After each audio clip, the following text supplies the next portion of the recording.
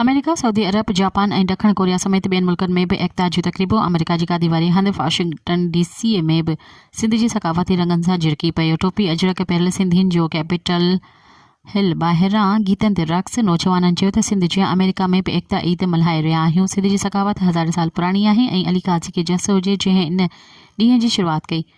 Korea में रहंदड़ सिंध वासियुनि पारां एकता ॾियारी जी शानदार तक़रीब मुनक़द। सिंध सां भरपूर मोहबत जो इज़हार। सऊदी अरब में बि एकता जा रंग निखरी पिया।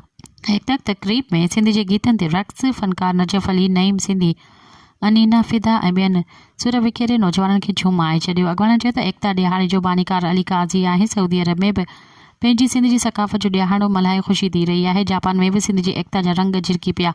सिंध एसोसिएशन ऑफ जापान पारां कोबी शहर में एकता तक़रीब मुनक़द कई वई। तक़रीब में ग़ुलाम फारूक महर, मोहम्मद अयूब महर, अब्दुल क़ादिर बहलीम समेत पाकिस्तानी एम्बेसी जे नुमाइंदे आशी जे लुकमान ऐं ॿियनि जी शिरकत। मज़ीद ख़बरनि ऐं तफ़सीलात लाइ विज़िट कयो असांजी वेबसाइट www.awamiNewsHD.com ऐं ॾिसंदा रहो अवामी न्यूज़ HD।